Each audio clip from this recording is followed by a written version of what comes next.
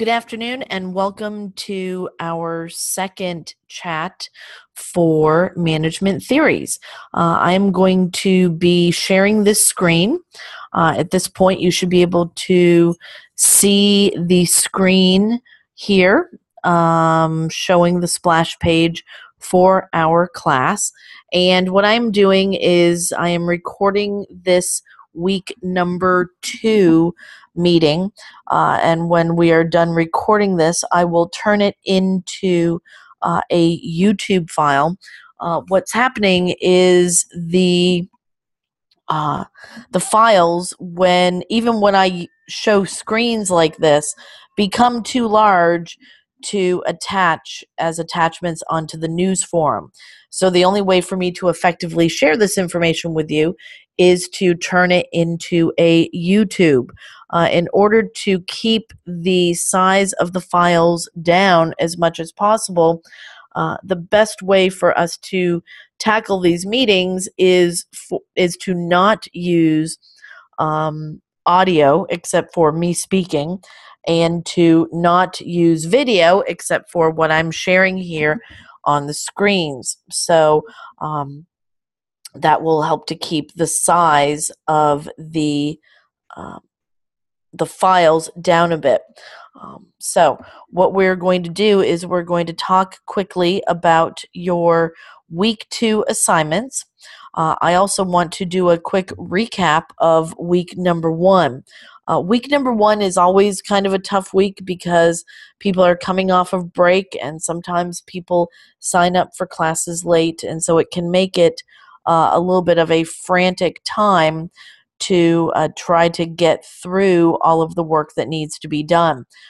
People are adding classes, dropping classes, changing sections, and so it seems like that the first week of class always goes by a lot more quickly than we would like. So I went in this morning and I graded all of the on-time papers that were sent in. Let's Hello, who joined us? Let's see. It is, I don't see a name. I need you to turn your audio off and then go ahead and type through the chat and let me know who you are so I know who's here, so I can give you a attendance for having been here. So if you want to go ahead and type who it is that I'm seeing here, because right now you're just coming up as a number. All right. Hi there, Professor. Hi, who is this? Are you there? Yes, This who is is Allison. this?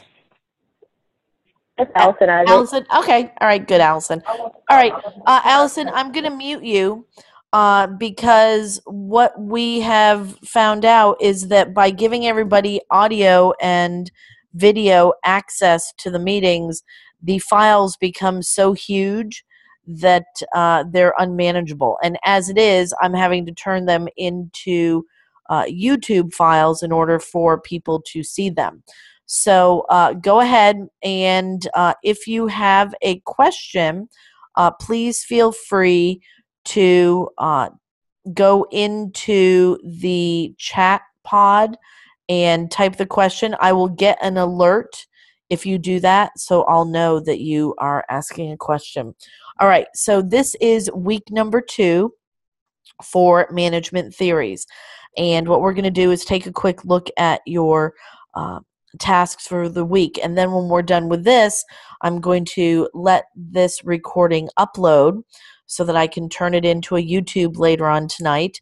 And then I am going to start another meeting, which is going to be the pre-recorded meeting for week number 3, because I'm going to be leaving town, and I'm told that where I'm going, there is not enough internet bandwidth to be able to handle live streaming meetings. So rather than taking a chance that I wouldn't be able to have a week number 3 meeting come through correctly, I'm going to go ahead and pre-record week number 3 for you now.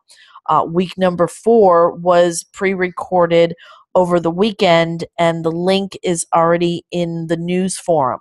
And then what will happen is when I get back into town and we move into week number 5, I'll set up our last live meeting to take place one evening so that everybody can come in and ask questions that they might have about the final exam. Okay, so let's go ahead and take a look at week number 2. Obviously, for those of you who don't listen to this live, you go down and you click on the live session, and it gives you the information on how you write your synopsis and turn it into me so I can give you credit for having attended the archived version of the meeting. For anyone who is here live, once we're done here later on tonight, I will go ahead in and post your attendance for week 2 and or week 3 so that you'll always already see those points come up. Okay, so for week number 2, which is the current week, you have a discussion question that's due on Wednesday and one that is due on Friday. The one for Wednesday says, how are group norms established and why are they sometimes in conflict with the norms of the organization as a whole? So if you think about it, how are group norms established? If you think about any kind of time that you have spent working in a group, whether it be a group project for work or a group project for a project in school or in some organization that you are a part of, it's always interesting to see how groups form and whether or not they get along and who takes what role in the group. It's always funny because when I assign groups for group projects, for some of the classes that I've taught, it always seems that when you put a group of 5 or 6 people together, you will get some really interesting personalities that mix. And it seems like there's always at least one person who wants to be the group leader and who is happy being the leader. And then there's usually 1 or 2 people who want nothing to do with being the leader, and they're very happy doing the research. Sometimes you have a person who just kind of wants to show up and hopes that they're going to get dragged across the finish line and would rather not do any work that they don't have to. And you'll find people who want to be on stage and give the presentation when it's time for a presentation to take place. They're kind of the hams of the group, but they really don't want to do the research or write the paper. So groups are an interesting dynamic. If you go out and do some research, you'll find that there was a famous philosopher. I'll let you find him and when you do your research. And he said that groups go through 4 different phases. Forming, storming, norming, and performing.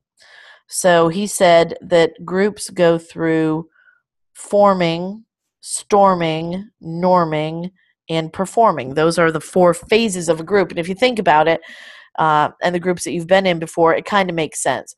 When groups are formed, lots of times people, they don't know who the other people are in the group, and so everyone's on their best behavior. It's kind of like going on a first date. They stand back. They want to kind of feel everybody out and see how this is going to work out. Then once everybody knows who's in the group, you go through the storming phase where people are kind of jockeying for position. Who's going to be the leader? Who's going to be the researcher? Who's going to be the follower? Who's going to be the slacker? Who's going to give the presentation? This is the phase where the personalities come out. And if there are conflicts amongst the people in the group, this is where you will most likely see it come through.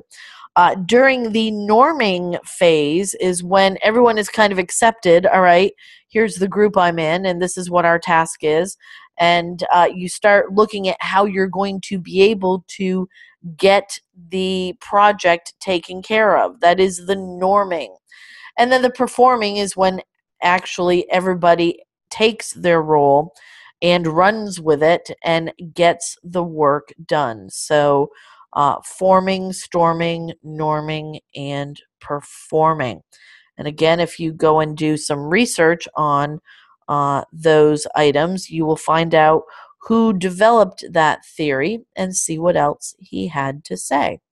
Okay, so that is some information about your first discussion board for the week.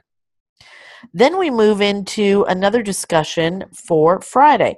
What's meant by the contingency approach to management? And of course, both the question that we just talked about and this one are discussion questions, which means that you have to have at least 250 words in your main post, and you should make sure that you are citing your sources of research for everything that you read when you post.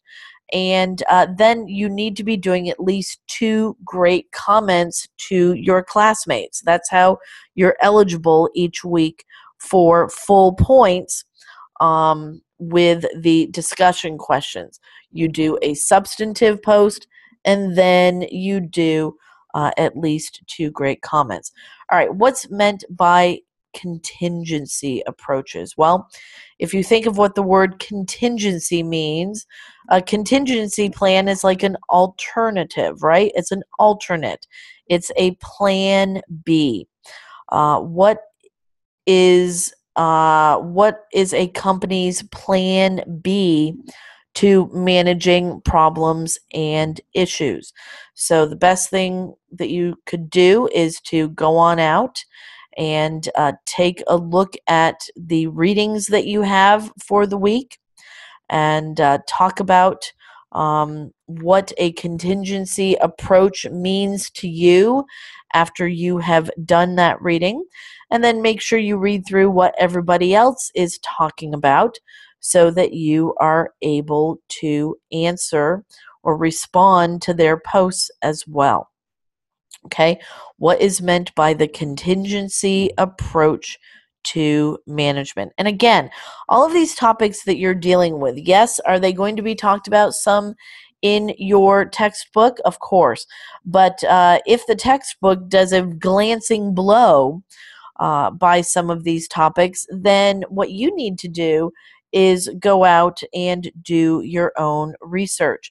That's one of the great things about the internet, is that there is no lack of research out there for you to find. And if you go to Google or you go to any search engine, you will find that if you put in contingency approach to management or contingency management, you will find more information than you ever wanted to have about any topic. So make sure that you're not just relying on your textbook, but that you are going out and doing great internet research as well. Okay, last but not least, you have a quiz that is due during this week. It is due by Sunday. I always tell people it's best to wait to tackle the quiz until a little bit later in the week, because it's best that you've done some research and you've read your assignments for the week and maybe contributed to the discussion board so that you can start getting a handle on the topics before you try to tackle a quiz. You can go in and save your answers along the way, but you only get one attempt at the quiz, so you need to make the most of it. And for most people, unless these topics are things that you've studied a lot before in the past, or they happen to be something that is part of your daily work life and your career, then you are going to benefit from waiting a few days to take the quiz. Then there is an assignment for week number 2. And just like you were asked to do for week number 1, 500 to 600 words where you are discussing the topics. It should be APA formatted. You should have a title page, and then you should be using 12-point font 1-inch margins. Make sure that you have a separate reference page that goes ahead and talks about the references that you have and that they are in APA formatted format as well. So make sure that is on a separate reference page. APA papers are 12-point font, usually Times New Roman, and are double spaced. Make sure you're hitting at least the minimum deliverable length. If you're not, number one, you can lose points, and number two, you are not able to cover all of the topics fully in less than the word count that is given to you here. Okay, define what is meant by management. What does management mean? And you are welcome to talk about what management means to you and to give your opinion. But remember, even opinions are based on some sort of knowledge. They can be based on articles that you've read, textbook, personal experience, whatever that may be. Make sure that you are citing that information. Talk about the popular approaches to management developed throughout the 20th century and the evolution of management theory. 20th century means the 1900s. How did management develop? Well, if you go back and take a look and do some delving into history, you'll find that up until the 1930s, there were really not many employment laws out there, which meant that your employer could pretty much demand that you worked 12 hours a day, 7 days a week, and you either liked it or you didn't. And if you wanted your job, then that's what you did. At those times, management was much more, I guess a nice word would be dictatorial. They were much more about dictating what was going on. So before there were many laws that did things like establish a minimum wage or establish a 40-hour work week or overtime for people over that 40 hours. Really, management was about telling people what they needed to do. And if they said jump, your response needed to be how high. As we went through the 20th century and we started having some of these laws come into play in the 1930s, and then we moved forward into the 1960s and started having more employment laws come about, like things that said that men and women who work in the same field doing substantially the same work need to be paid the same. That was the equal pay laws, and that was about 1963. There were also other laws that said that employers could not discriminate against women if they were pregnant. So that was another law that changed management. If you go into the 1970s, OSHA, the Occupational Safety and Hazard Administration, was created, and those are the people that are into safe working places, safe workplaces, and safe working conditions. That changed how management interacted with people. Technology has changed how management interacts with people. The economy can change how management interacts with personnel. In times of a great economy, managers can be a little bit more forceful about what needs to be done and how it needs to be done, and not as flexible. When economic times are bad, when economic times are bad and people really need to keep their jobs, then the power is really more in management's hands. When the economy is good and jobs are plentiful and people have a lot of choices, that has changed how management really should be reacting and interacting with personnel. If you are an employee and you're being treated very badly and the management of the company that you work for is very poor, well, guess what? You have a decision to make. And if times are good and you can go down the street on your lunch hour and find a job where you're paid more and it is a better situation for you, then that's something that management has to take into consideration. So I've just touched a little bit of the tip of the iceberg here about some of the different things that have changed management throughout the 20th century.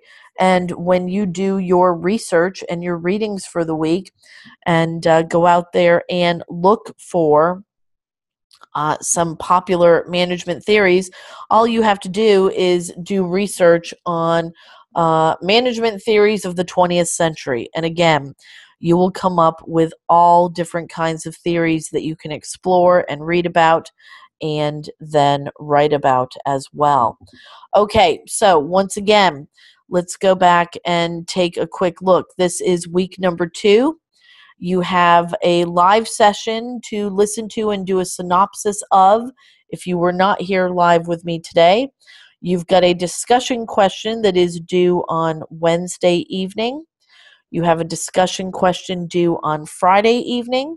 And then, of course, make sure that you are posting your comments and responses to your classmates no later than Sunday, but as quickly after Wednesday and Friday as possible. And then you have a quiz to complete for week 2 on Sunday, and that can be done at any time, but I would suggest that it's done a little bit later in the week, and you can get going working on your paper. So that should be enough to keep you busy and entertained for week 2 in management theories. Before I go ahead and close out, let me ask Allison, do you have any questions?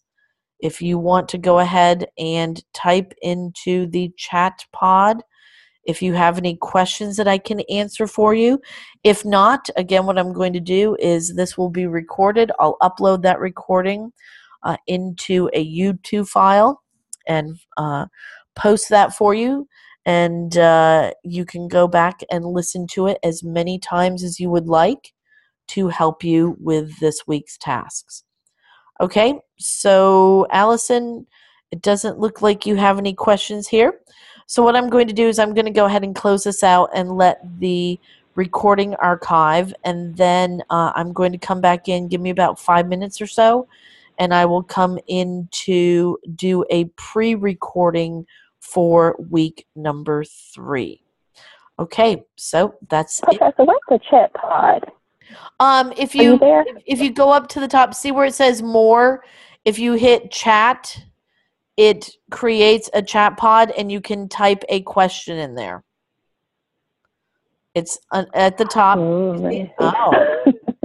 Look at that! You see, you learned something new. All right, so that's where. Yeah, so that's where you can go ahead and type to me, and it gives me a little signal that you've typed something, and then I can address your question. Okay. All right. Wait, Professor, I don't see it. Where is that? Oh, it should be. See, are you looking at my screen right now? Yeah, the link to live to week 2 live meeting. See up here where it's. I've got mute, start audio, participants, new share, pause share, annotate, and more. Under more, there is a chat. And right here, I could be typing questions. I don't see it. I'll have to look around a little bit on it. I don't see it for anything in the world here. No? Okay. I'm sorry, I don't. That's all right. No, there should be a place for you to be able to start a chat to be able to type to me. Take a look when I close out of here. Take a look when you open up the next meeting. Give me about 5 minutes. Okay. Do a little bit of exploring around there and see if you see it. Okay. Okay. All right. I will see you Okay, thank you. in 5 minutes. You're welcome. Bye-bye. Okay. Bye-bye.